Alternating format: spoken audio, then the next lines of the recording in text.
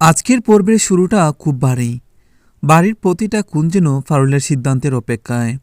কেউ কিছু বলছে না, কিন্তু সবার মনে একটাই প্রশ্ন, ফারুল কি করবে? পর্বের প্রথম দৃশ্য ফারুলকে দেখা যায় খুব ভোরে উঠতে। জানলার পাশে দাঁড়িয়ে বাইরে তাকিয়ে আছে। নতুন দিনের আলো পড়ছে, কিন্তু তার চোখে নিশ্চয়তা নেই। গত কয়েকদিন ধরে অপেক্ষায় নীরবতার নিজের সঙ্গে নিজের লড়াই আজ যেন চূড়ান্ত মুহূর্তে এসে দাঁড়িয়েছে। ফারুল ভাবে অপেক্ষা সে করেছে ঠিকই, কিন্তু সেই অপেক্ষা কি সত্যি তার কোষ সরিয়েছে, নাকি শুধু সময় কেটেছে? অন্যদিকে রায়ানের সকাল শুরু হয় আতঙ্ক নিয়ে। আজ আর অপেক্ষা নয়, আজ ফল আসবে, এই ভাবনায় তার বুক ধড়ফড় করিয়ে দেয়। সে জানে ফারুল যা সিদ্ধান্ত নেবে সেটাই তার ভবিষ্যতে ঠিক করবে। রায়ান আজ কোনো আশা নিয়ে এগোয় না, সে শুধু নিজের ভুলগুলোর বার বয়ে নিয়ে চলেছে। পরের দৃশ্য, পরিবারের সবাই একসঙ্গে বসে।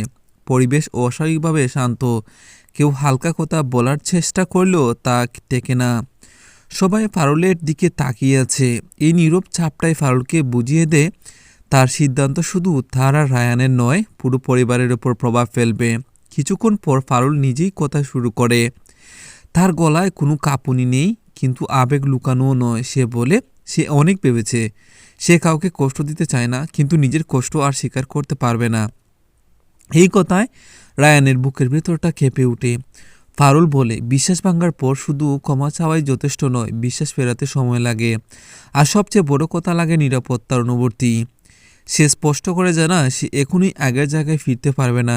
এই কথাটা শোনার জন্য রায়ান প্রস্তুত ছিল না, তবুও সে কিছু বলে না। তার চোখে জল চলে আসে, কিন্তু সে মাথা নিচু করে দাঁড়িয়ে থাকে।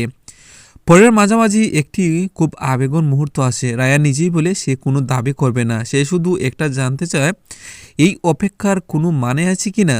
এই প্রশ্নে গড়ের সবাই স্তব্ধ হয়ে যায়। ফারুল কিছুক্ষণ চুপ করে থাকে, তারপর বলে, অপেক্ষার মানে আছে তখনই যখন সেই অপেক্ষা মানুষটাকে বদলায়। এই একটা কথায় রায়ানের জীবনের দিক বদলে দেয়। সে বুঝে যায় ফারুল তাকে পুরোপুরি দূরে ঠেলে দেয়নি, আবার কাছে টানেওনি। সে তাকে একটা কঠিন রাস্তা দেখিয়েছে। পর্বের শেষ ভাগে ফারুল একা রায়ানের সঙ্গে কথা বলে। সে বলে সে সুযোগ দিচ্ছে না, সে সময় দিচ্ছে। এ সময়ের মধ্যে রায়ান কিভাবে নিজেকে প্রমাণ করে সেটাই সবকিছু ঠিক করবে। এই সিদ্ধান্তেই রায়ানের ভবিষ্যৎ কাঁপতে শুরু করে।